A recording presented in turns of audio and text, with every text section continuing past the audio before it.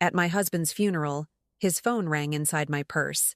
The message read, "Don't look at the coffin. Look behind you." I turned around and panicked when I saw who was there. Don't forget to subscribe to the channel and comment where you're watching from. The rain had stopped by the time they lowered Richard's casket into the ground, but the sky over Millbrook, Pennsylvania, remained the color of old bruises. I stood at the graveside in my black dress, the same one I'd worn to my mother's funeral 12 years ago, clutching my purse against my ribs like it might protect me from something. At 71, I'd buried both parents, 3 aunts, my older brother, and now my husband of 48 years. You'd think I'd be used to it by now. I wasn't. The minister droned through the final prayer. Around me, faces I'd known for decades bowed in manufactured solemnity.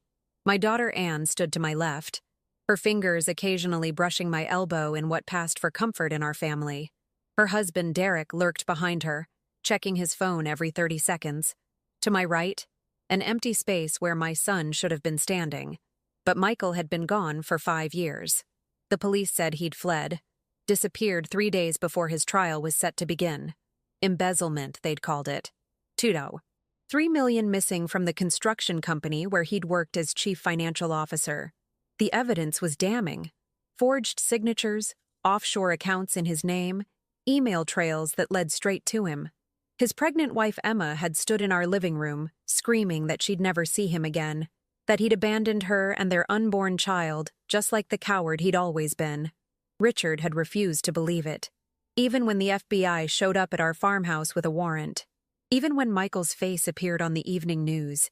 Even when Emma filed for divorce and took our granddaughter, a child I'd only seen in photographs, to live with her new husband in California.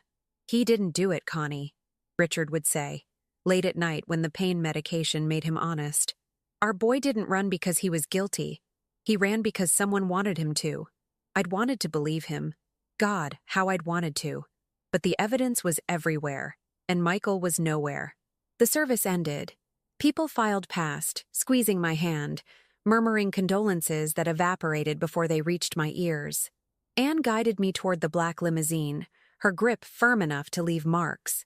Derek had already disappeared, probably to the bar at the reception hall. That's when I felt it. The vibration in my purse. My heart lurched. I'd been carrying Richard's phone since the hospital, unable to bring myself to turn it off. The doctors had given it to me along with his wallet and wedding ring, still warm from his body. For 3 days, I'd kept it charged, scrolling through his last messages, his calendar appointments, the photos of us he'd saved, holding on to him any way I could. But Richard was dead. Who would be texting a dead man? Anne was talking to the funeral director. I slipped my hand into my purse, fingers finding the phone's familiar shape. The screen glowed through the leather. One new message from an unknown number. I unlocked it with Richard's passcode, our anniversary, 0615, and opened the text. "Don't look at the coffin. Look behind you."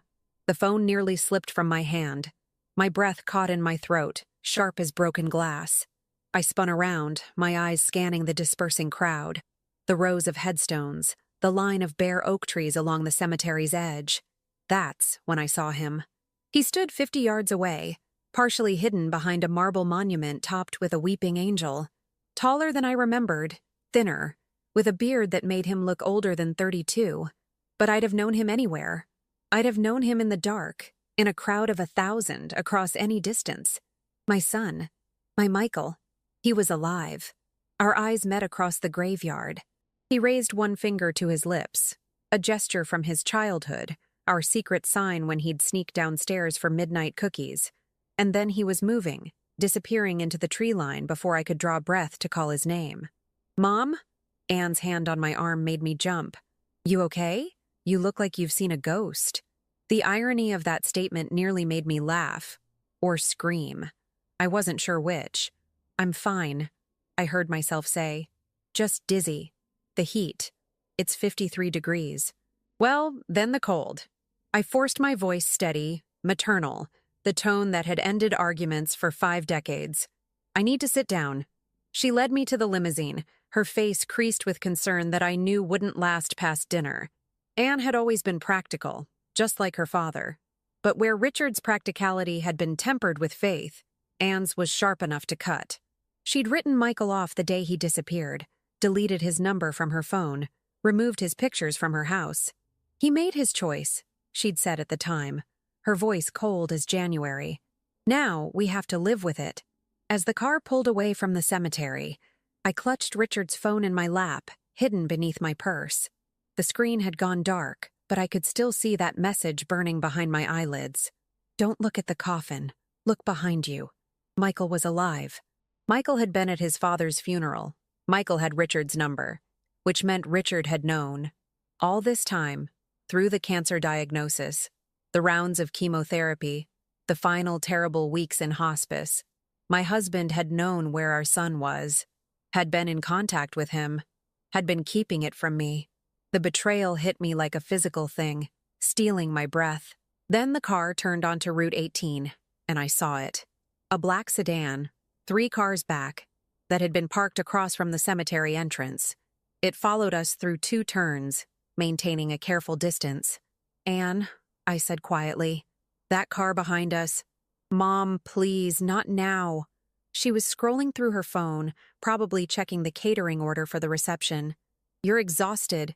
You're seeing things that aren't there. But I wasn't.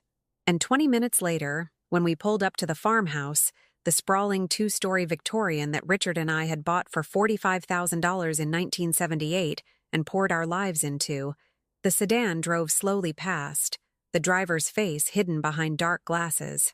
The house was full of people I barely recognized. Neighbors, church members, distant cousins who'd materialized like moths to a flame. All of them eating the sandwiches Anne had ordered, drinking the coffee Derek was brewing with aggressive efficiency. I moved through them like a ghost, accepting hugs, nodding at stories about Richard, waiting for them to leave. It took 4 hours. When the last car finally pulled out of the gravel drive, Anne cornered me in the kitchen. You're not staying here alone tonight. This is my home. It's too much house for one person. You should sell it, move into something smaller. An apartment in town, maybe one of those senior communities. I'm 71, not 91. And this conversation can wait until after your father is cold in the ground. Her mouth tightened. There's no need to be dramatic. Then there's no need to plan my entire future before he's been dead a week. We stared at each other across the kitchen island, a lifetime of unspoken resentments hanging between us. Finally, she grabbed her purse. Derek and I will come by tomorrow. Don't do anything stupid. Like what? Like believing my dead husband had been hiding my supposedly criminal son for 5 years? Like seeing messages from beyond the grave? Like noticing that someone was following me? I didn't say any of that. I just locked the door behind them and waited. The house settled into silence around me. I'd grown up with old houses. They all made noise, creaking and sighing like living things. But tonight, every sound felt deliberate. Footsteps that weren't there, doors that hadn't opened, windows that refused to stay closed. Around midnight, I made tea I didn't drink and sat at the kitchen table with Richard's phone. There were no other messages from the unknown number. I scrolled through his recent calls, his emails, his photo gallery. Everything looked normal, mundane, the digital life of a retired electrician dying of pancreatic cancer. Except, I opened his calendar app and started scrolling backward. Doctor's appointments, church events, reminders to take medication. Nothing unusual until I reached 18 months ago when the appointments started to change. Every third Thursday, blocked out in gray, maintenance, barn. We didn't have a barn. We'd torn it down in 1991 after a storm took out half the roof. I grabbed my coat and a flashlight and walked out into the October darkness. The foundation of the old barn was still there, behind the equipment shed, overgrown with brambles and Virginia creeper. I hadn't been back here in years. The flashlight beam caught something. A new padlock on the shed door, gleaming silver against the weathered wood. Richard had put a lock on the equipment shed. Why would he need to lock a building full of broken lawnmowers and rusty garden tools? Unless he'd been storing something else.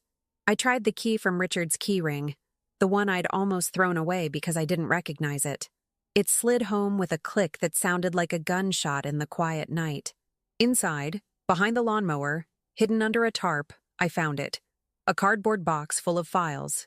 documents, photographs, bank statements, email printouts, and on top, a leather journal in Richard's handwriting. The first page read, Evidence Log, Michael's Case, March 2020. My husband had been investigating. For 5 years while slowly dying, Richard had been trying to prove our son's innocence. And then I heard it. The crunch of gravel under tires. Headlights swept across the shed's grimy window. Someone was here. Someone knew I'd found it. And I had no idea who I could trust. I killed the flashlight and pressed myself against the shed wall, my heart hammering so hard I thought it might give me away. The cardboard box sat at my feet, full of secrets that had gotten my husband killed, because that's what I suddenly knew. With the cold certainty of morning frost, Richard hadn't died of cancer. Not entirely. Someone had wanted him dead before he could finish what he'd started. The car door opened. Footsteps on gravel, slow and deliberate, coming toward the shed. I had seconds to decide. Hide the box? Run? Confront whoever was out there? Then a voice, low and urgent. Mom, it's me. Michael. I yanked the door open. He stood in the moonlight, looking like a stranger wearing my son's face. Gaunt, bearded, dressed in clothes that had seen better years. But his eyes were the same, dark brown like his father's, full of the intelligence that had gotten him a full scholarship to Penn State, and the fear that had sent him running 5 years ago. Get inside, I whispered, pulling him into the shed. Someone followed me from the funeral. I know. I lost them 2 miles back. He saw the box at my feet and his face went white. Jesus, you found it. Dad said he hid it somewhere safe, but he never told me where. He was afraid they'd... He stopped, swallowing hard. He died before he could tell me. Who are they, Michael? Who are you running from? He looked at me then, really looked at me, and I saw the exhaustion carved into every line of his face. The people who set me up, the ones who stole that money and made it look like I did it. Dad was close, Mom. He was so close to proving everything. That's why they... His voice cracked. That's why they had to stop him. The words hung between us like poisoned smoke. You're saying someone murdered your father? I'm saying they accelerated what was already happening. Pancreatic cancer is brutal, but Dad should have had more time. 6 months? Maybe 8? The doctor said so. Then suddenly he's in hospice and gone in 3 weeks? Michael's hands were shaking. They got to his medication. I know they did. I just can't prove it. I wanted to call him crazy. Paranoid. A fugitive grasping at conspiracy theories to justify his choices. But I'd watched Richard die. I'd seen how fast it happened at the end. How even the hospice nurses seemed surprised by the sudden decline. Tell me everything, I said. From the beginning. We sat on overturned crates while Michael talked. The story came out in fragments, jagged pieces that cut as they emerged. He'd discovered the embezzlement by accident, irregularities in the company books that didn't make sense. When he'd started digging, he'd found a sophisticated scheme involving shell corporations, falsified invoices, and kickbacks from subcontractors. Millions of dollars siphoned off over years. I should have gone to the police immediately, he said. That was my mistake. Instead, I tried to handle it internally. Went to the CEO, showed him what I'd found. Thought he'd want to fix it. But he was in on it. Him and 3 others. Senior management. They'd been running this scheme since before I was hired. I was just the patsy they'd been setting up to take the fall when it eventually came out. He laughed bitterly. I even signed some of the documents they used against me. Routine approvals I thought were legitimate. They'd been collecting evidence against me for months. So you ran. Emma was 8 months pregnant. They threatened her mom. Called me at home, said if I didn't disappear quietly, they'd make sure she went down too. Obstruction of justice. Accessory after the fact. They had lawyers who could make it stick. I had a choice. Go to trial and risk both of us ending up in prison or disappear and keep her safe. The shed door rattled in a gust of wind. We both jumped. Where have you been all this time? Moving. Never staying anywhere long. Dad helped when he could. Sent money, burner phones, information. He hired a private investigator, started building a case. But it was slow going. The people we're up against, they're not just criminals. They're connected. 3 of them are still running that company. One of them is now on the county planning commission.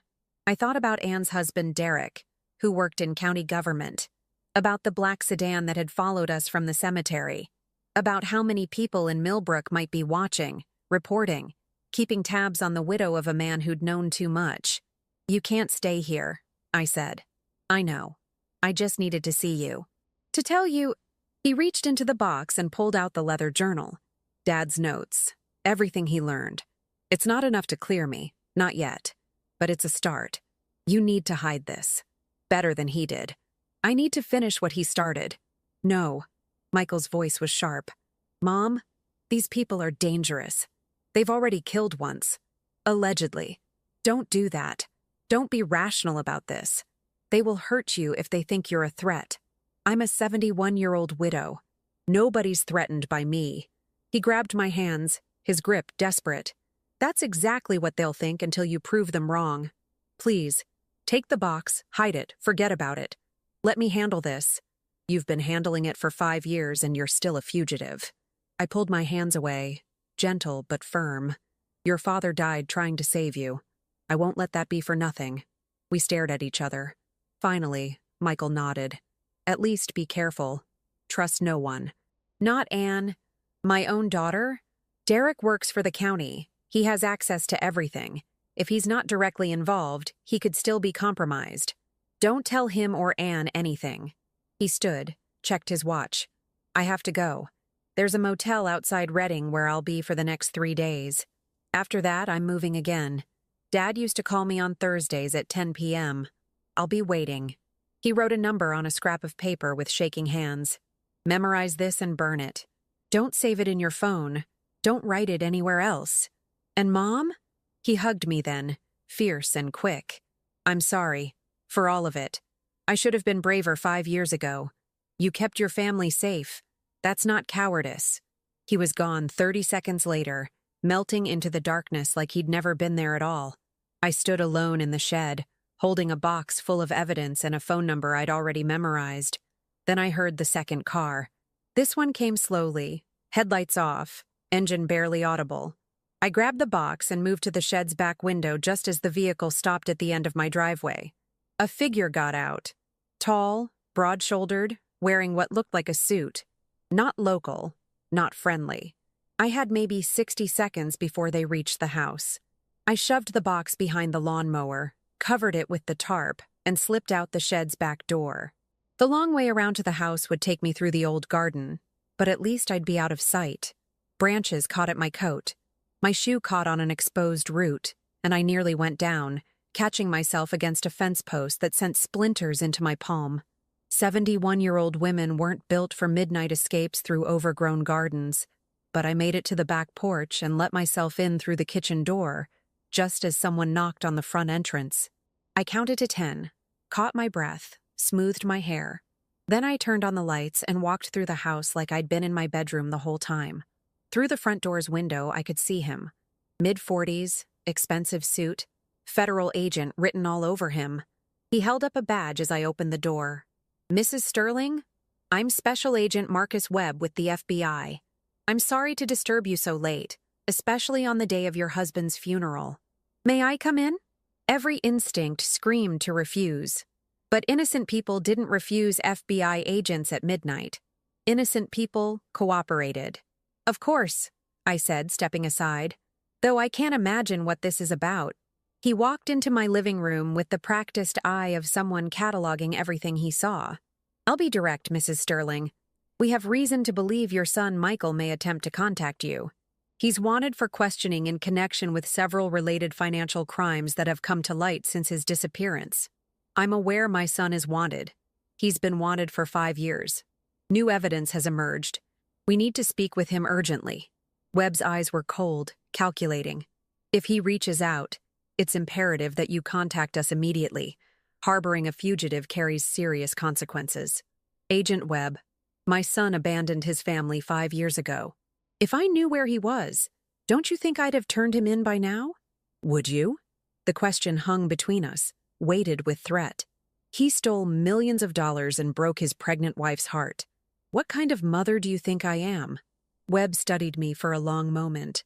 Then he handed me a business card. "Call me if you hear from him." day or night. And Mrs. Sterling will be watching. For your protection, of course. The threat couldn't have been clearer if he'd said it in neon letters. I locked the door behind him and watched through the window as he sat in his car for 5 full minutes, making calls, watching my house. Finally, he drove away.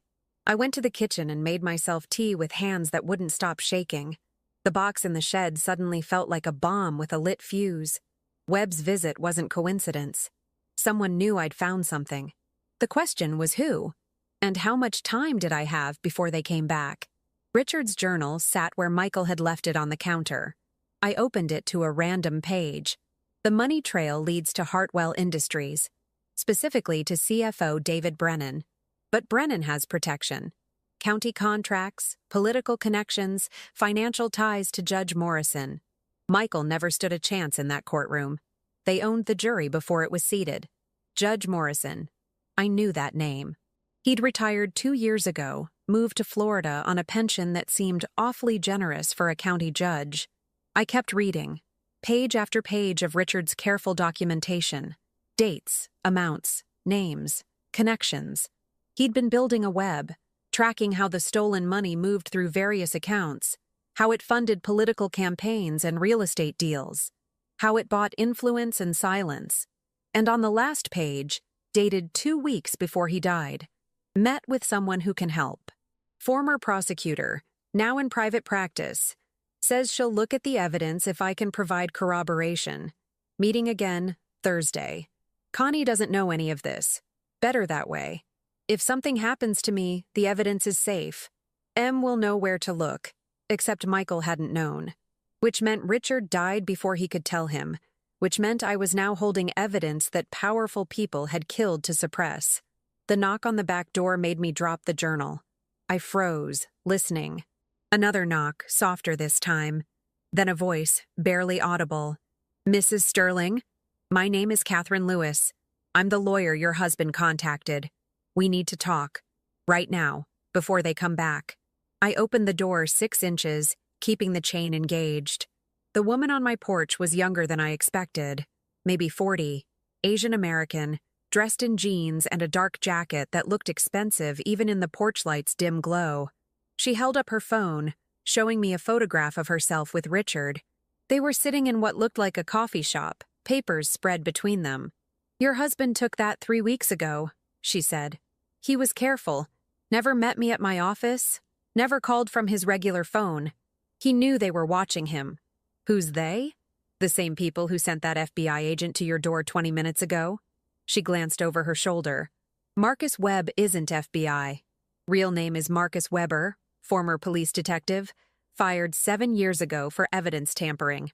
He works private security now for Hartwell Industries. May I come in?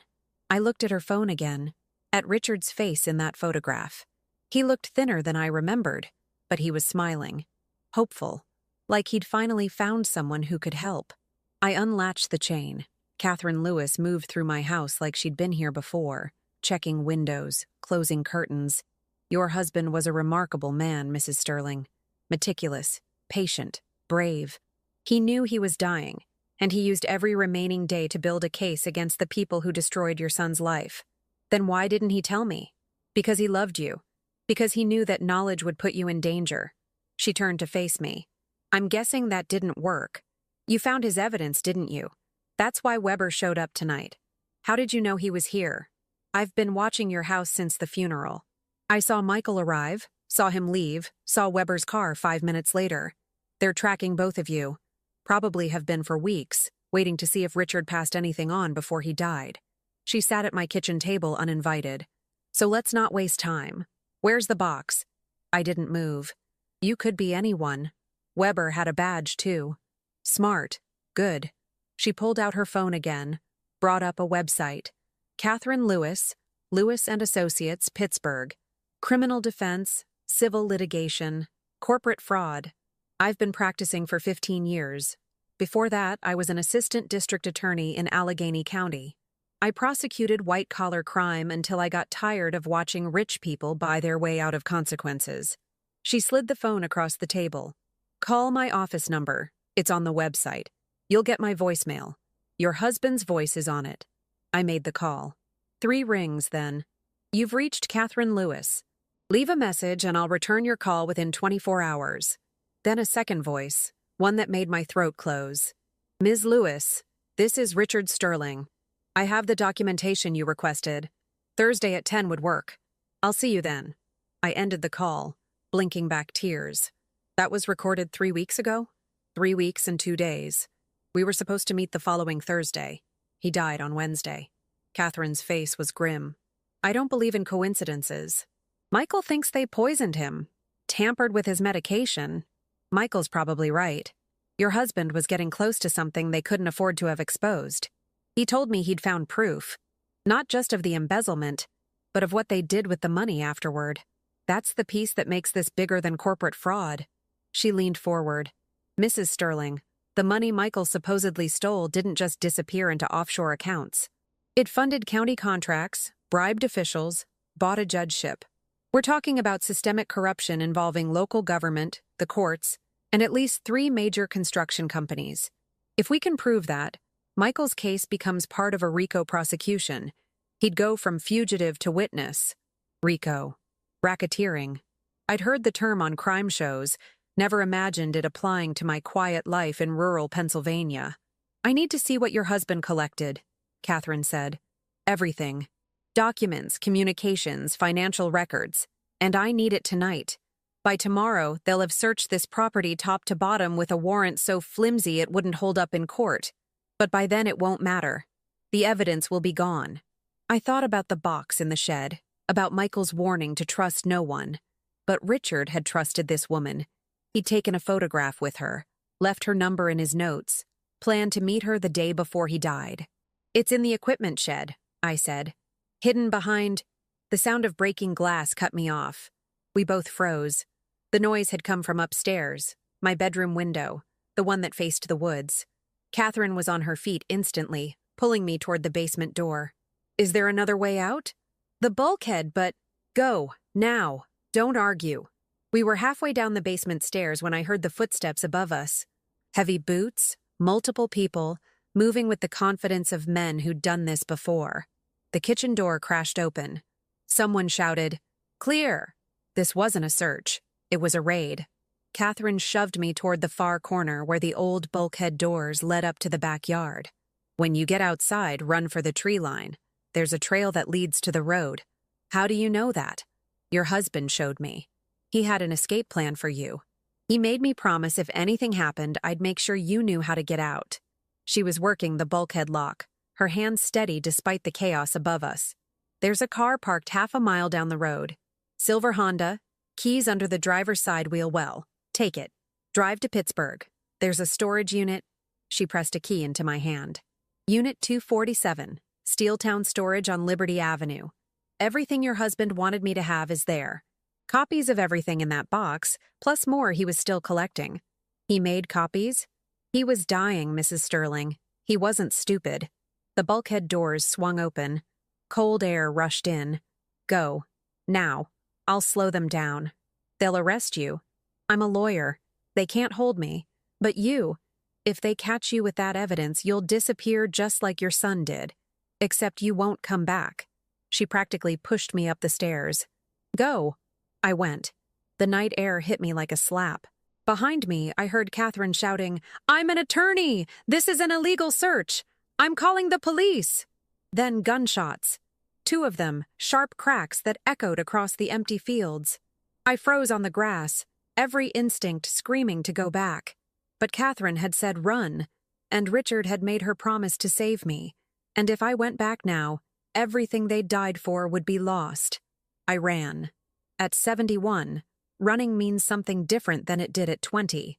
My knees protested, my lungs burned, my hips screamed with every step. But fear is a powerful motivator. I crashed through the underbrush, following a path I'd walked countless times in daylight, now barely visible in the darkness. Behind me, flashlights swept through the trees. Voices shouted coordinates. They were hunting me like an animal. The trail seemed longer than I remembered. Branches whipped my face. Roots tried to trip me. I fell once, hard, my hands scraping across rocks. But I scrambled up and kept moving because stopping meant dying, and I wasn't ready for that. Not yet. Not when my son was depending on me. The road appeared suddenly through the trees. I stumbled onto the shoulder, gasping, and looked both ways. Empty. Dark. 1/2 mile, Catherine had said. Which direction? Then I saw it. A silver Honda, parked in a shallow turnout 50 yards to my right. The keys were exactly where she'd said they'd be. My hands shook so badly I dropped them twice before I got the door open. The engine started on the first try. I pulled onto the road with the headlights off, driving blind until I'd put a curve between myself and the property. Only then did I risk the lights. Only then did I let myself look in the rearview mirror. No pursuit. Not yet.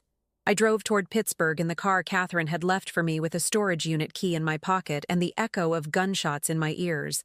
Catherine Lewis had been standing in my basement 30 seconds before those shots were fired. She'd told me to run, told me she'd slow them down. Had she known they'd kill her for it? The highway stretched ahead of me, empty at 1 a.m. My phone, Richard's phone, sat in the passenger seat. I wanted to call Michael, to tell him I was alive, to warn him about what had happened. But Catherine's words echoed. They're tracking both of you. If Richard's phone was compromised, calling Michael would lead them straight to him. I pulled into a 24-hour gas station outside of Butler and went inside to the restroom. The fluorescent lights were brutal, showing me exactly what I'd become. A wild-eyed old woman with scratches on her face and leaves in her hair, looking like she'd crawled out of a grave. Maybe I had. I washed my face, picked the debris from my hair, tried to make myself look less like a fugitive. Then I went back to the car and found what Catherine had left for me. In the glove compartment, a burner phone already charged. A note in neat handwriting. Your husband trusted me to protect you. Trust me now. Use this phone. Memorize this number. Burn this note. Below that, a phone number. And below that, they killed me, didn't they? Tell Michael I'm sorry. Finish this. My hands were shaking again. Catherine had known. She'd walked into my house knowing she might not walk out, and she'd done it anyway because Richard had asked her to, because justice mattered more than safety. I memorized the number, burned the note in the gas station parking lot, watching the paper curl and blacken in a coffee cup. Then I got back in the car and drove toward Pittsburgh, toward a storage unit full of secrets, toward the evidence that had killed my husband and his lawyer. The burner phone rang at 3:47 a.m., the shrill sound nearly making me swerve off the road. I didn't recognize the number, but there was only one person who could have it. Michael? Mom, Jesus, I've been trying to reach you for hours. Your house is swarming with police. They're saying... His voice broke. They're saying you killed a woman, that you shot an attorney who came to your house and fled the scene. There's a warrant out for your arrest, an APB. Your face is going to be on every news channel by morning. The world tilted sideways. They're framing me. I know. But Mom, it doesn't matter. They have witnesses, evidence, probable cause. You need to turn yourself in, get a lawyer. They killed Catherine Lewis. They're going to kill me too if they catch me. I took a breath, forced myself to think. I'm going to Pittsburgh. Richard left evidence. Real evidence that can clear you. I just need time to... No, stop, listen to me. Michael's voice was hard now, desperate. This isn't your fight. You're 71 years old. You can't run from the police. You can't... I can't let them win. Your father died for this. That woman died for this. I'm not stopping now. Then you'll die too. Is that what you want? I thought about Richard's face in that photograph, smiling because he'd found hope. About Catherine Lewis walking into danger to honor a dead man's wishes. About my son, hiding in cheap motels, paying for crimes he didn't commit. What I want, I said quietly, is for my son to come home. And I'm going to make that happen. I'll call you when I can. Don't try to find me. I hung up before he could argue. The storage facility was in an industrial part of Pittsburgh that looked dangerous even in daylight. At 4 a.m, it looked apocalyptic. But the gate code Catherine had written on the note she left in the car worked, and Unit 247 was in the back corner, away from the security cameras. Inside, I found 3 filing boxes, a laptop, and a handgun. I stared at the gun for a long moment. I'd never fired one in my life. Richard had owned a hunting rifle when we were younger, but I'd never touched it. The idea of holding a weapon, of pointing it at another human being, made my stomach turn. But Catherine Lewis was dead because she'd tried to protect me. Richard was dead because he'd gotten too close to the truth. I picked up the gun. It was heavier than I expected, cold and brutal in my hand. Then I opened the first box and started reading what my husband had died to collect. By sunrise, I understood everything, and I knew exactly what I had to do. Richard's documentation was meticulous, horrifying, and absolutely damning. He'd spent 5 years tracking money through a labyrinth of shell companies, fake invoices, and fraudulent construction contracts. The trail always led back to the same 4 men: David Brennan, CFO of Hartwell Industries, County Commissioner Frank Russo, Planning Director James Vickers, and retired Judge Gerald Morrison. But that wasn't the worst of it. The worst was what they'd done with the money. County contracts awarded to Hartwell Industries at inflated prices, with millions in overcharges funneled back through bribes and kickbacks. A new county office building that cost taxpayers $43 million but should have cost $28. Road projects bid at triple their actual value. The new courthouse addition, Judge Morrison's pet project before his retirement, built with substandard materials while Hartwell pocketed the difference. And Michael, their young, idealistic CFO who'd discovered it all, had been set up to take the fall. The laptop contained spreadsheets Richard had created, tracking every dollar. Bank statements showing deposits to offshore accounts in Michael's name. Deposits he'd never made, authorized by forged signatures. Email chains that looked damning until you noticed the metadata. Messages allegedly sent from Michael's account at times when his employee keycard showed him in meetings on the other side of the building. Richard had documented it all. The forgeries, the timeline discrepancies, the impossibilities. He'd even found the IT contractor who'd been paid $50,000 to plant false evidence in Michael's email account, and then died 6 months later in a convenient car accident. Catherine Lewis had added her own notes, legal analysis showing how the prosecution had suppressed evidence, how Michael's court-appointed attorney had failed to investigate basic inconsistencies, how Judge Morrison himself had overseen the warrant that led to Michael's arrest, violating every conflict of interest protocol in the book. It was enough to clear Michael, enough to destroy 4 powerful men, enough to reopen dozens of criminal cases.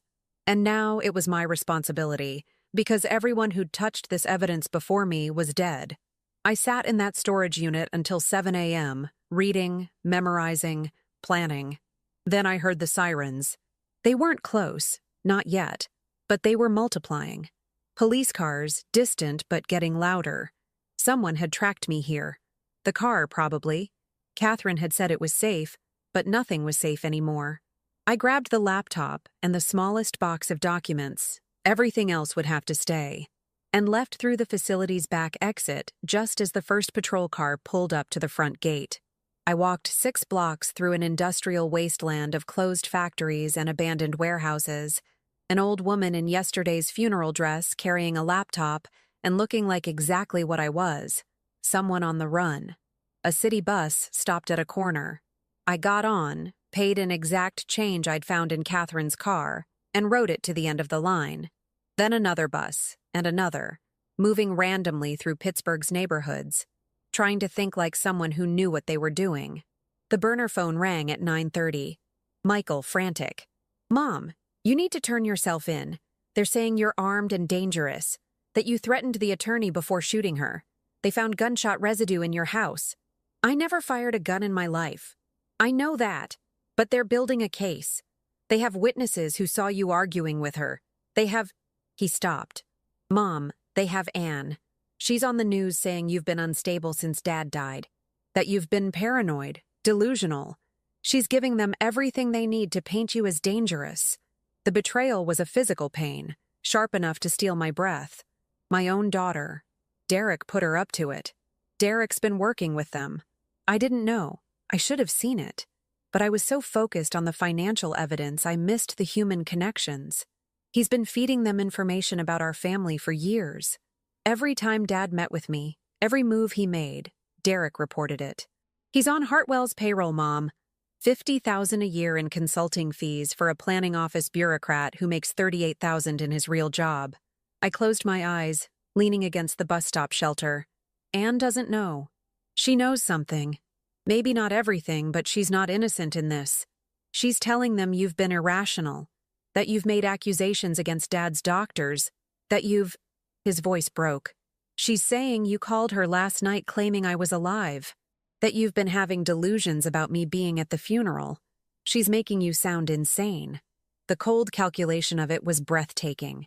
Discredit the witness, destroy her credibility, make her seem like a grief-crazed old woman who'd snapped under pressure. By the time anyone saw the evidence, I'd be dismissed as unreliable, paranoid, dangerous. Michael, I need to get this evidence to someone who can use it, someone they don't control. Every law enforcement agency in 3 counties is looking for you. You can't just walk into the FBI field office, the real FBI, not Weber's fake badge, and hand them a laptop. They'll arrest you first and ask questions never. Then who? Silence. Then, there's a reporter, investigative journalist, works for the Pittsburgh Post-Gazette. Dad mentioned her once, said she'd been asking questions about Hartwell Industries. Jacqueline McKenzie. If anyone has the resources to verify this evidence and the independence to publish it, it's her. How do I find her? I'll make contact. Set up a meeting. But Mom, he hesitated. They're offering a reward now. $25,000 for information leading to your arrest. People you've known your whole life are going to be looking for you. You can't go back to Millbrook. You can't contact anyone you know. I thought about my house, my garden, the life I'd built over 7 decades. All of it gone in one night, burned away by other people's greed. Set up the meeting, I said. I'll be ready. I spent the day in a public library, using their computers to watch my life get destroyed on the internet. The news coverage was worse than I'd imagined.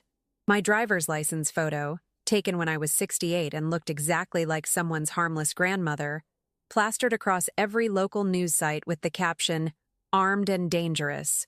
Anne's interview played on loop. She looked perfect, of course. Makeup carefully applied to suggest grief but not hysteria, wearing the pearls I'd given her for her 40th birthday. My mother hasn't been herself since my father's death, she said, her voice catching at exactly the right moments. She's been making wild accusations, seeing conspiracies everywhere. When that poor attorney came to the house to discuss Dad's estate, Mom became violent. I never thought she'd actually— Tears. Perfectly timed. I just hope they find her before she hurts someone else or herself. Derek stood beside her, his hand on her shoulder, playing the supportive husband, the same man who'd been taking bribes for years while pretending to care about public service. The same man who'd reported Richard's every move to the people trying to silence him. I wanted to hate Anne. But watching her on that screen, I saw something else. Fear. Real fear, hidden beneath the performance. She'd chosen Derek's side, but she was terrified. Of him? Of what she'd learned? Of what she'd become complicit in? The burner phone buzzed with a text from Michael. Tomorrow, 3 p.m., Shenley Park, near the playground. She'll be alone on the bench closest to the fountain. Say, Richard sends his regards. Destroy this phone after reading. I read it 3 times, memorizing every word. Then I took the phone into the library bathroom, smashed it with my shoe, and flushed the pieces. That night I slept in a Salvation Army shelter, registered under a false name, surrounded by women whose stories I'd never know. Some of them watched me with suspicious eyes. Did they recognize my face from the news? Or was I just another old woman at the end of her rope, unremarkable in her desperation? At 2 a.m., I woke to someone standing over my cot. A young woman, maybe 25, holding something in her hand. For a frozen moment I thought, this is it. She knows. She's calling the police right now. Instead, she pressed a folded piece of paper into my hand and whispered, "My grandmother saw what they did to that lady on the news. Said it reminded her of what happened to her brother 40 years ago when he tried to report the union corruption. Said you got the look of someone telling the truth who nobody wants to hear. Said to give you this." She was gone before I could respond, melting back into the rows of sleeping women. The paper was a name and address: Reverend Marcus Holloway, Grace Lutheran Church, Oakland. And below it, he hides people when they need hiding, doesn't ask questions, doesn't judge. I lay awake the rest of the night, clutching that paper, wondering if it was a trap or a miracle. At dawn, I left the shelter and walked 8 miles to Oakland. My feet were blistered, my hip was screaming, but I made it to Grace Lutheran just as the morning service was ending. The church was small, tucked between university buildings, easily missed if you weren't looking for it. Reverend Holloway was 70 if he was a day, black, with kind eyes and hands that had seen hard work. He took one look at me and said, "You'd better come inside." His office was cluttered with books and church bulletins and photographs of people I didn't recognize. He poured me coffee in a chipped mug and said, "I don't need to know your story unless you want to tell it, but I'm guessing you need a place to clean up and rest before whatever you're planning to do next. How did you know?" "Because you're not the first person Martha Washington's granddaughter has sent my way. That family has a gift for spotting people in trouble." He smiled gently. "The bathroom's through there. There's soap, towels, even some donated clothes that might fit. Take your time. When you're ready, we'll talk about what happens next." I wanted to cry, wanted to collapse into the kindness he was offering and let someone else carry this burden. But Richard's laptop sat in my bag, heavy with secrets, and people were dead because of what it contained. "I have a meeting at 3, I said.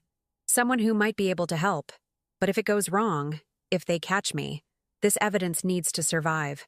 It's the only thing that can save my son." Reverend Holloway nodded slowly. "Leave it with me. If you don't come back by tonight, I'll know what to do." "You don't even know what's on it." "Don't need to. I know corruption when I see its aftermath. Been fighting it in this city for 40 years. Sometimes you win, sometimes you don't, but you always fight." He met my eyes.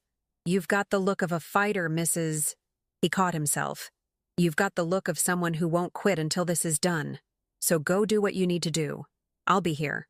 At 2:45, I walked into Shenley Park wearing donated jeans and a jacket that didn't fit right, carrying nothing but the laptop and the smallest flash drive from Richard's collection. Everything else was hidden in Reverend Holloway's church, insurance against my arrest or death. The playground was busy with afternoon crowds, students from the university, mothers with toddlers, joggers on the paths. Good. Witnesses. Safety in numbers. The woman on the bench near the fountain was early 40s, athletic build, with the sharp eyes of someone who noticed everything. She was reading a paperback, but I could tell she wasn't turning the pages. I sat down at the other end of the bench. "Richard sends his regards." She didn't look up from her book. "Jacqueline Mackenzie. You must be the dead woman walking everyone's looking for. Not dead yet. Give it time." She closed the book. "Your son said you have evidence. The real kind. Not conspiracy theories or paranoid accusations. Evidence that would hold up in court and destroy some very powerful people. I have 5 years of documentation collected by a dying man who had nothing to lose and everything to prove. Financial records, witness statements, forensic analysis showing fabricated evidence. Enough to clear my son and bring down a criminal enterprise that's been stealing from this county for over a decade. And you're giving it to a reporter because every law enforcement agency that should care is either compromised or won't believe me.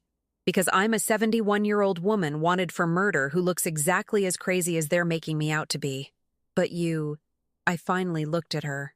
"You've been investigating Hartwell Industries. My husband knew that. He was going to contact you before he died." Jacqueline Mackenzie studied me with those sharp eyes. "If I take this, they'll come after me too.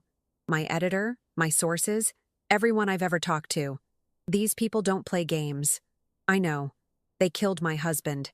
They killed his lawyer. They framed my son and turned my daughter against me." I held out the laptop. "But this evidence is solid. It's real. And someone needs to tell the truth before more people die." She took the laptop, opened it, started scrolling through Richard's files with the practiced eye of someone who knew what she was looking at. Minutes passed. The playground noise continued around us. Normal life happening while we sat on that bench deciding whether justice was worth dying for. Finally, she closed the laptop. I'll need 2 weeks to verify everything. Authenticate the documents, confirm the sources, build a bulletproof case. Can you stay hidden that long? I don't have a choice. You have one choice left. She met my eyes. Run. Right now. Take what's left of your life and disappear. Change your name. Start over somewhere far from here. Let someone else finish this fight. I thought about Richard, spending his final months chasing truth while cancer ate him alive. About Catherine Lewis, walking into danger because a dying man had asked for help. About Michael, 5 years of his life stolen, watching his son grow up in photographs. I'm not running, I said. Not anymore. Jacqueline Mackenzie nodded like she'd expected that answer, like she'd been testing me. Then we'd better both be very careful, because the moment they realize what I have, we'll both be targets. She stood to leave, the laptop under her arm. I'll be in touch. Move locations every night. Trust no one. And Mrs. Sterling, if they catch you before I can publish, none of this will matter. Your credibility is the foundation everything else stands on. Don't let them destroy it. She walked away through the crowded park, just another person with a laptop, unremarkable and forgettable. I sat on that bench for another 10 minutes, watching families play, watching the world continue like nothing had changed. Then I saw him, Marcus Weber, the fake FBI agent, walking through the park with 2 other men. They were searching faces, systematic and patient. Someone had told them I'd be here, and I had nowhere left to run. I had maybe 30 seconds before Weber spotted me. The playground was too open, the paths too exposed. But there, a cluster of university students gathering near the fountain, some kind of orientation group with matching backpacks and a tour guide holding a flag. I stood slowly, like an old woman with aching joints and nothing to hide, and drifted toward the group.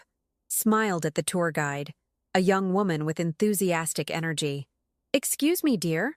Which way to the Carnegie Museum?" She pointed down the path, already turning back to her group. I walked that direction, steady and unhurried, just another grandmother enjoying the park. Behind me, I could feel Weber's eyes scanning the crowd. The path curved past a restroom building. I ducked inside, locked myself in a stall, and stood on the toilet seat so my feet wouldn't show. My heart hammered so hard I thought it might give me away through sheer force. Voices outside. Male, authoritative. Check the bathrooms. The door swung open. Footsteps, heavy boots on tile. I held my breath, pressing myself against the stall wall, praying my old knees wouldn't give out and send me crashing to the floor. A shadow paused outside my stall. A hand tested the lock. "Occupied?"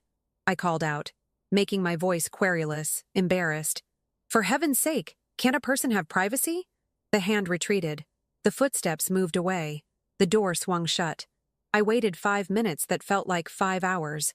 Then I climbed down, flushed the toilet for authenticity, and emerged to wash my hands with shaking fingers. The woman at the next sink, young, pierced, wearing a pit sweatshirt, glanced at me with concern. "You okay? You look kind of pale." "Just old age catching up with me." I forced a smile. "Nothing a cup of tea won't fix." She nodded sympathetically and left. I checked the park through the small window. Weber and his men were moving away, searching the crowded playground, checking faces against what I knew was my photo on their phones. Someone had tipped them off. But who? Michael wouldn't have. Jacqueline Mackenzie had no reason to. Which meant my phone. The burner Michael had contacted me on. I'd destroyed it, but had they tracked it first? Or had someone at the library recognized me? The shelter? The church? It didn't matter now. What mattered was getting back to Reverend Holloway's church before they figured out where I'd been hiding. I left through the back exit and walked for 40 minutes, taking random turns, doubling back, using every trick I could think of to throw off pursuit. The afternoon sun was harsh, making my head ache. I hadn't eaten since yesterday. My feet were blistering in the donated shoes. But I kept moving because stopping meant capture, and capture meant everything Richard had died for would be buried with me. The church appeared like a sanctuary in every sense of the word. I practically fell through the side door into the cool darkness. Reverend Holloway was in his office, and he wasn't alone. Anne sat across from him, her face streaked with tears. I froze in the doorway. Every instinct screamed trap. My daughter had betrayed me on television, called me delusional and dangerous, helped build the case against me. And now she was here, in the one safe place I had left. Mom, her voice cracked. Please, I need to talk to you. Is Derek outside? Weber? How many of them did you bring? No one, I swear. I came alone. She looked at Reverend Holloway helplessly.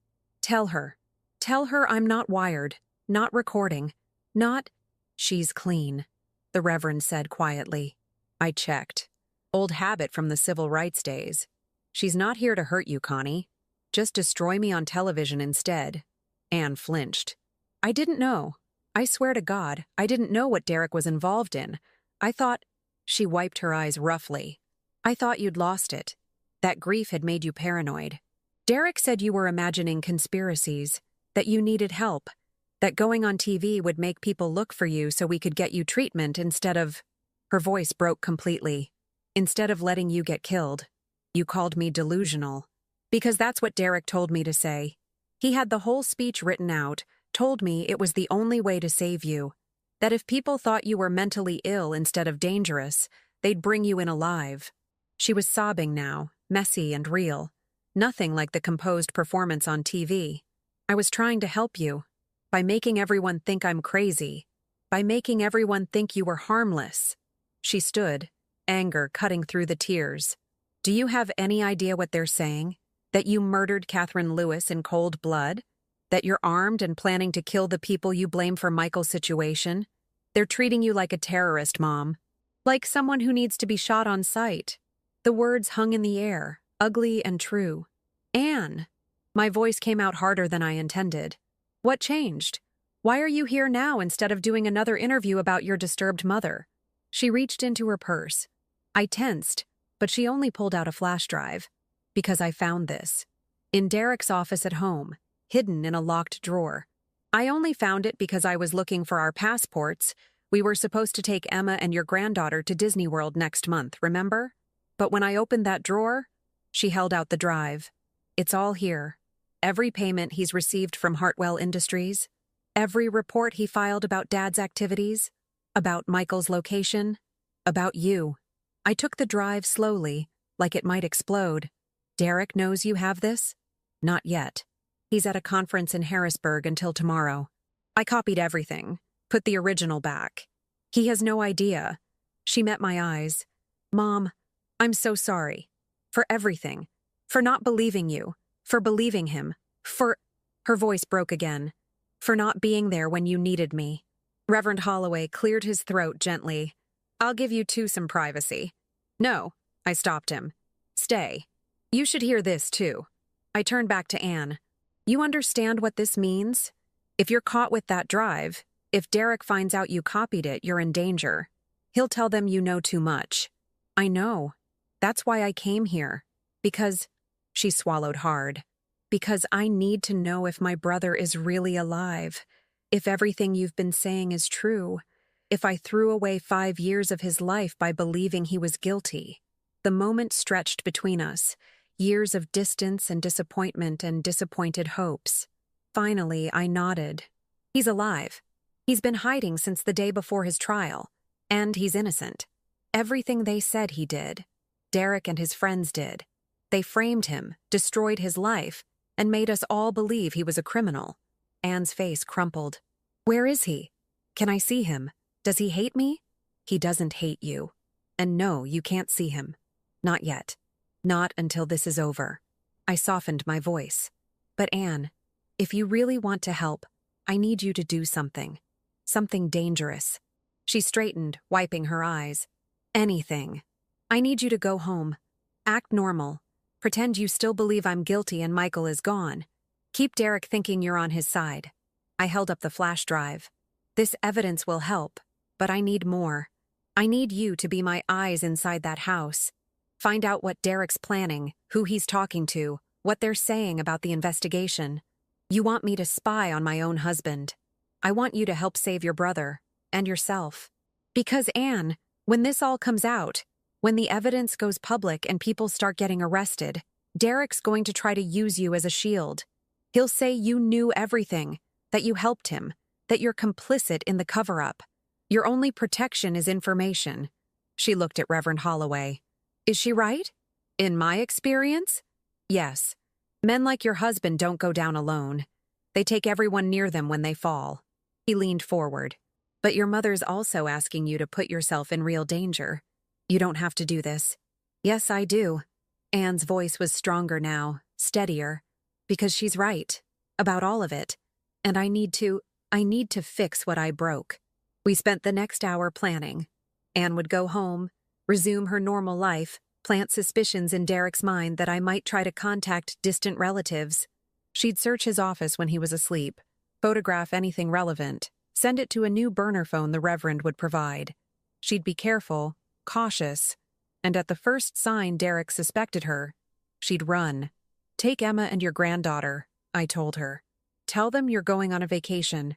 Go somewhere Derek can't find you until this is over. Emma won't want to see me. She thinks... Anne stopped. She thinks Michael abandoned her. Then it's time she learned the truth. After Anne left, promising to be careful, promising to call, I sat in Reverend Holloway's office feeling like I'd aged another decade. I just put my daughter in danger. You gave her a chance to do the right thing. There's a difference. He poured me tea from a battered thermos. Though I have to ask, what's your endgame here? You've given the evidence to a reporter. You've got your daughter gathering more. But Jacqueline Mackenzie needs 2 weeks to verify everything. You think you can stay hidden that long? I don't have a choice. Everyone has a choice. You could run, disappear, let the evidence speak for itself. I thought about Catherine Lewis, walking into danger because it was right. About Richard, fighting until his last breath. About 5 years of Michael's life, stolen by people who thought they were untouchable. I can't, I said simply. If I run, they'll discredit everything. They'll say I fabricated the evidence, that I'm a grief-crazed old woman who can't accept her son's guilt. But if I stay, if I see this through, if I'm here when the truth comes out, then they can't hide anymore. My phone, yet another burner, the third one this week, buzzed with a text from Michael. News says you were spotted in Oakland. Are you safe? I texted back. For now. Met with the reporter. Anne knows everything. She's helping. 3 dots appeared, disappeared, appeared again. Finally, Mom, there's something I didn't tell you. About why I really ran. My hands tightened on the phone. What? They didn't just threaten Emma. They threatened you. Said if I fought the charges, they'd make sure you and Dad were implicated as accomplices. That you'd lose everything. The house, your savings, your freedom. I ran to protect you as much as Emma. The words blurred on the screen. All this time, I'd thought my son had abandoned us. Instead, he'd been trying to save us. I'm finishing this, I texted back. For all of us. Please be careful. They're getting desperate. Desperate people do desperate things. I was about to respond when Reverend Holloway's phone rang. He answered, listened, his face growing grim. He hung up and turned to me. That was my contact at the police department. They've issued a shoot-on-sight order. They're claiming you fired at officers during the park incident, that you're armed and extremely dangerous. He paused. Connie, they're not planning to arrest you anymore.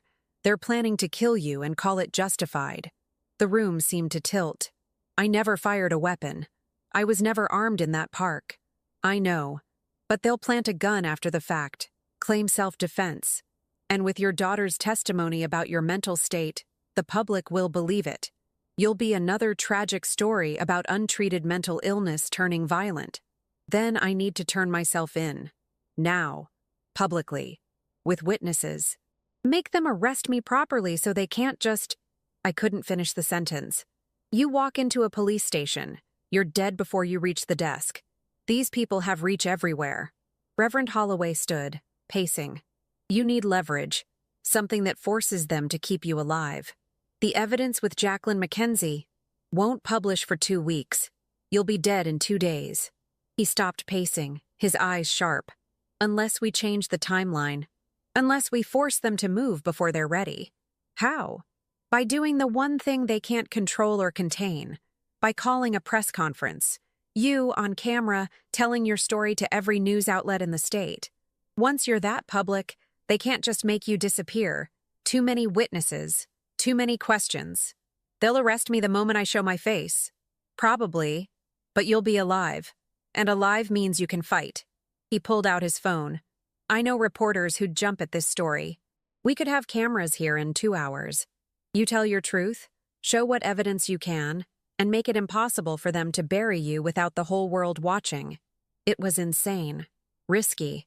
The kind of plan that would either save my life or end it spectacularly. Do it, I said. Call them. Set it up. He made the calls while I sat in that cluttered office, preparing to do the most dangerous thing I'd ever done. Tell the truth to everyone at once.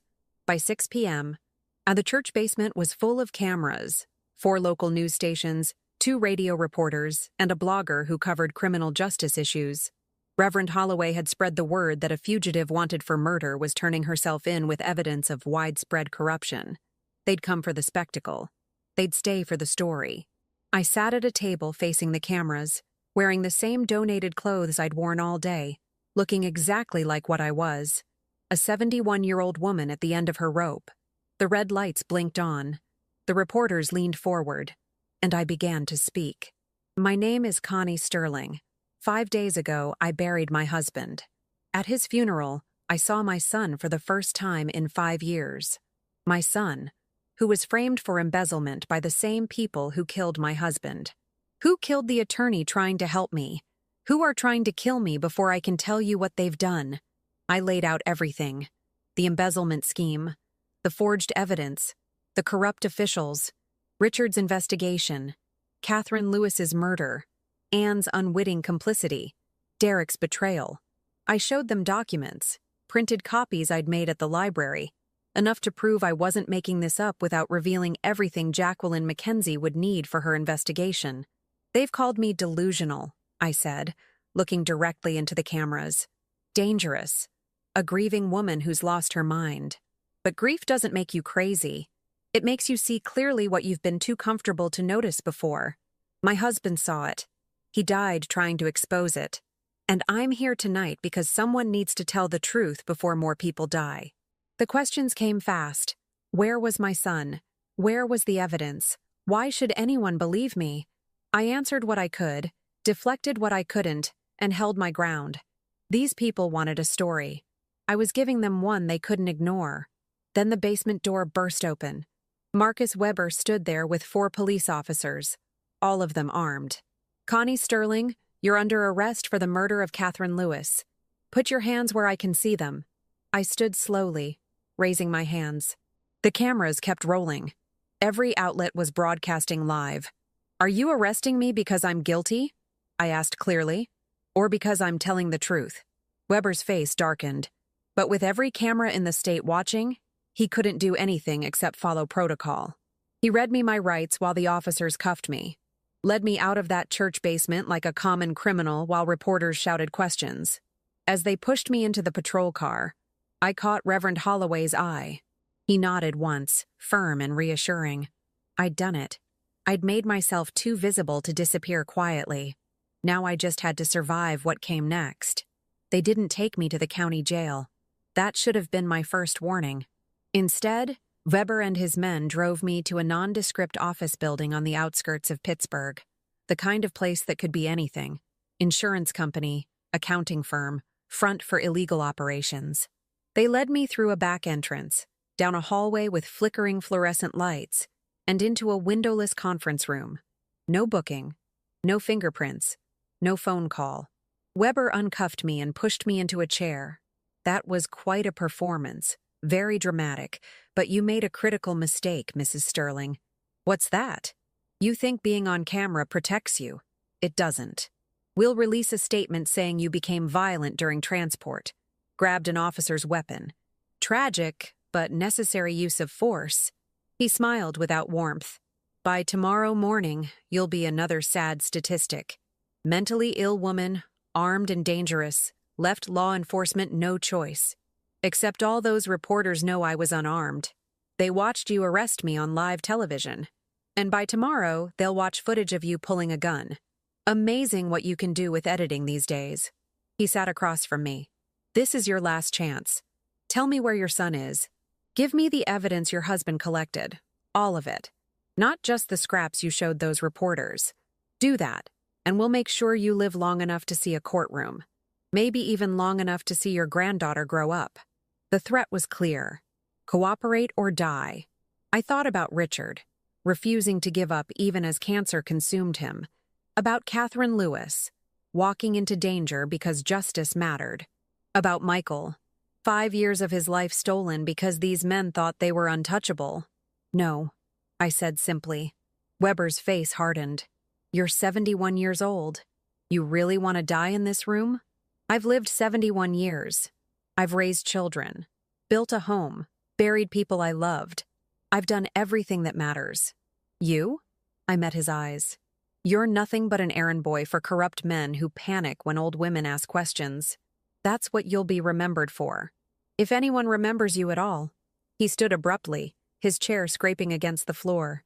Fine. Your funeral. He turned to one of the officers, a younger man who'd been standing by the door. Call Brennan. Tell him we need cleanup approved. The officer reached for his phone. That's when the door burst open. Real FBI agents. I could tell immediately. These men had the authority Weber only pretended to have. They wore it like a uniform. Behind them, a woman in a crisp suit who looked like she ate corrupt officials for breakfast. Marcus Weber, you're under arrest for kidnapping, conspiracy, and obstruction of justice. She showed her badge. Special Agent Jennifer Moss, FBI, step away from Mrs. Sterling. Now. Weber's face went white. You can't. I'm a licensed security contractor. This woman is wanted for appearing on live television and making allegations we're now obligated to investigate. Allegations that became a lot more credible when you arrested her illegally and brought her to a building owned by Hartwell Industries instead of booking her into county jail. Agent Moss nodded to her team. Take him. They cuffed Weber while he sputtered protests. The other officers, the ones who'd helped him, were cuffed too. Through it all, Agent Moss watched with the satisfied expression of someone who'd been waiting for this moment. She turned to me. Mrs. Sterling, are you injured? No. Terrified, but not injured. Good. We're going to take you to the FBI field office. You'll be held as a material witness, not as a suspect. At least until we sort out what actually happened with Catherine Lewis's death. Your press conference bought you time. But I'll be honest. The evidence against you in that murder is substantial. Because they fabricated it. Just like they fabricated evidence against my son. I know. We've been investigating Hartwell Industries for the past 8 months. Your husband's attorney, Catherine Lewis, contacted us 4 weeks ago about financial irregularities. We were building a case when she was killed. Your press conference tonight accelerated our timeline considerably. She helped me to my feet. You're not safe, Mrs. Sterling. Even in custody, these people have reach. We're going to need you to trust us. Trust. I'd lost the ability to trust anyone except the few people who'd proven themselves. But Agent Moss had just saved my life. That counted for something. I have evidence, I said. More than what I showed tonight. Documentation, financial records, everything my husband collected. And there's a reporter, Jacqueline McKenzie, Pittsburgh Post-Gazette. Yes, we know. She contacted us yesterday after you gave her the files. She's been cooperating with our investigation, helping us verify authenticity and build the timeline. Agent Moss smiled slightly. You've been busy for a fugitive, Mrs. Sterling. They took me to the FBI building, where I spent the night in what they called protective custody, but felt like any other jail cell.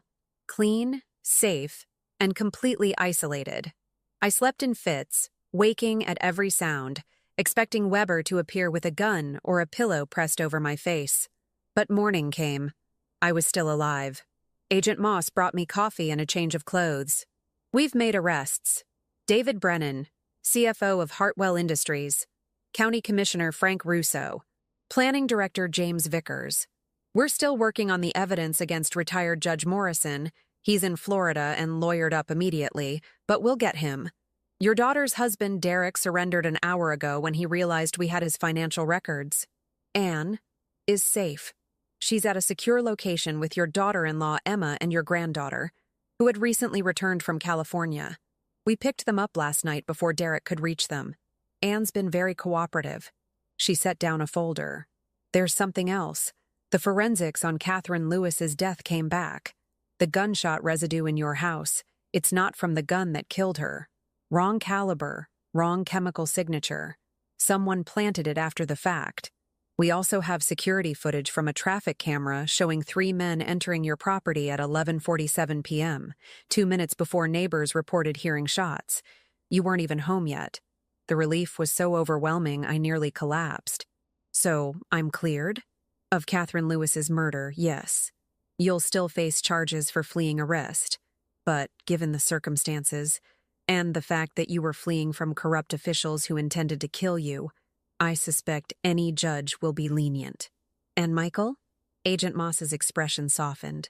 We'd like to talk to him. As a witness, not a suspect. The evidence against him is falling apart now that we understand the full scope of the conspiracy. Forged signatures, planted emails, falsified timestamps, it's all there. But we need him to testify. Help us build the case from someone who was inside the company when the fraud was happening. He's been in hiding for 5 years. He's not going to just tell him he can come home. She pulled out a document. This is provisional immunity, signed by the U.S. Attorney. Michael testifies against everyone involved in the embezzlement and cover-up, and all charges against him are dropped. He gets his life back. I stared at the paper, at the official seals and signatures that meant my son could stop running, could see his daughter, could rebuild everything they'd stolen from him. I'll tell him, I said quietly. But Agent Moss, what happens to all of them?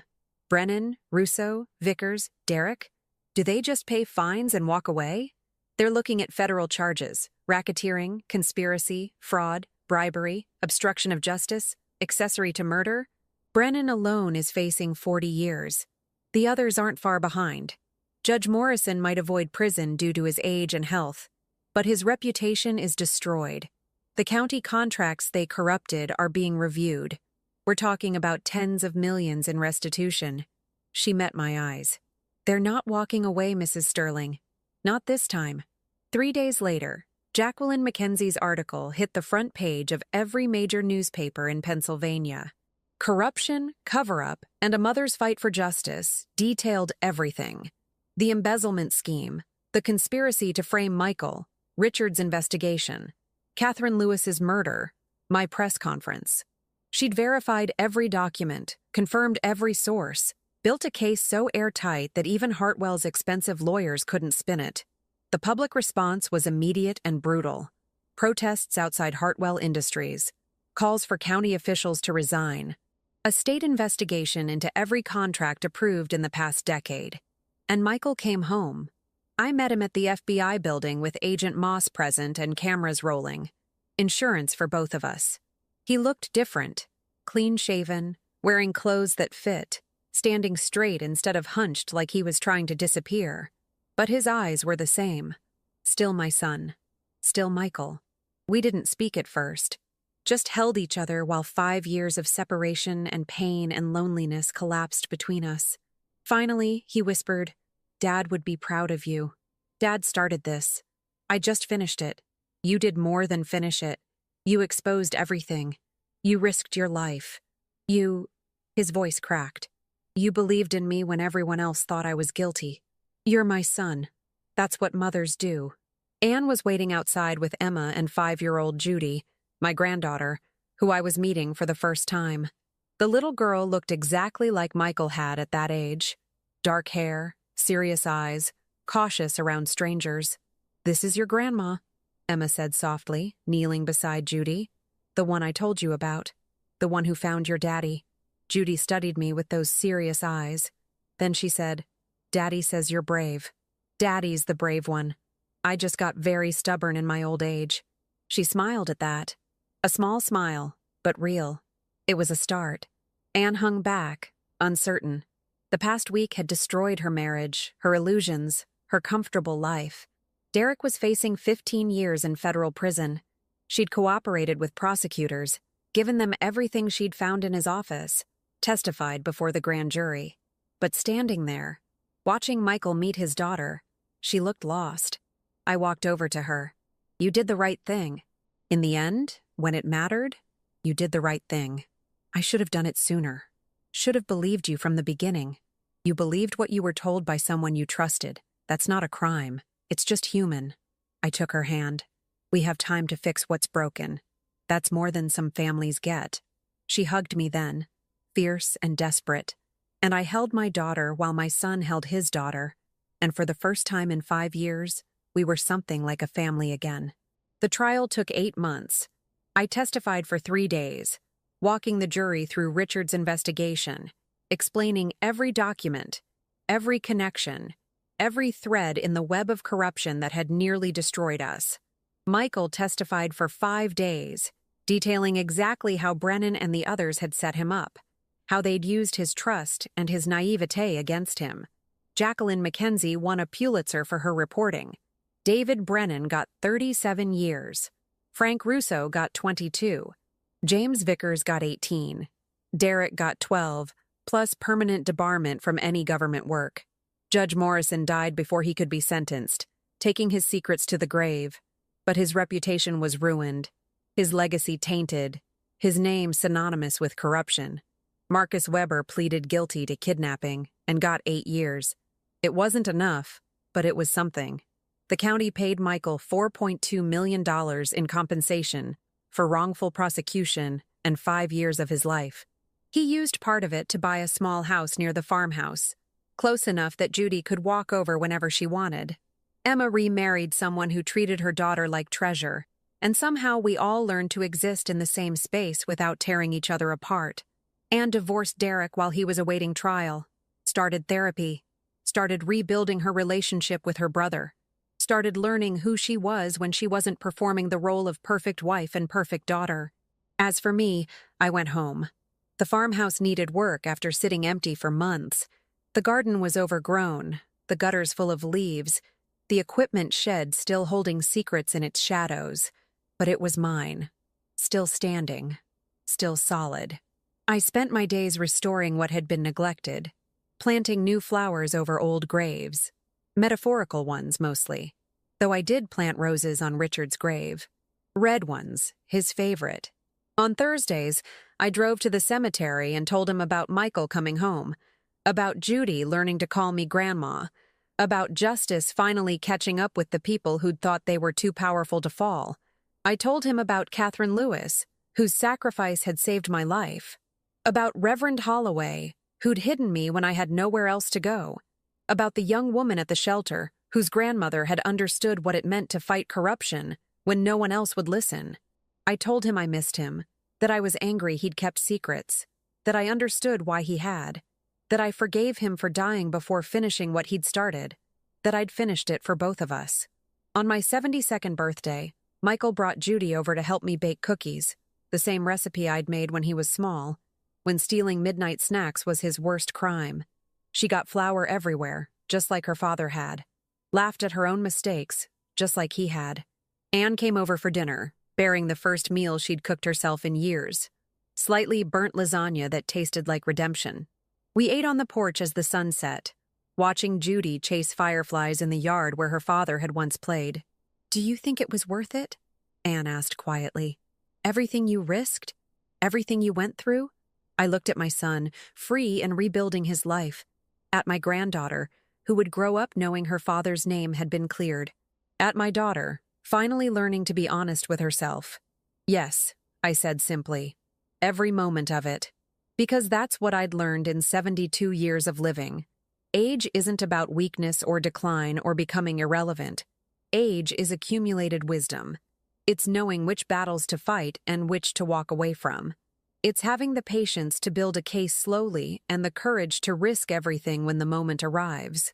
It's understanding that you don't need physical strength when you have intelligence, determination, and nothing left to lose except your integrity. The young think power comes from force. The old know it comes from knowing when to be silent and when to speak, when to run and when to stand your ground, when to trust and when to verify. Richard had taught me that in the end, not through his words, but through his actions. By fighting until his last breath, by building a case one piece of evidence at a time, by trusting that the truth would matter if someone cared enough to expose it, I'd cared enough. And in caring, in fighting, in refusing to be dismissed as just another grief-crazed old woman, I'd proven that lived experience and hard-won wisdom trump youth and arrogance every single time. The farmhouse stood behind me as the stars came out, solid and enduring. My home, my legacy, my proof that some things, like truth, like family, like justice, are worth any price. I'd paid that price, and I'd won. Not because I was stronger or smarter or braver than the people who'd tried to destroy us, but because I was older, wiser, and I'd learned long ago that the most dangerous woman in the world is one who has lived long enough to understand exactly how much she's capable of. They'd thought I was just Richard's widow, just Michael's mother, just a 71-year-old woman who could be dismissed, discredited, destroyed. They'd learned too late that I was so much more. I was Connie Sterling, and I'd finished what my husband started. Now tell me, what would you have done if you were in my place? Let me know in the comments.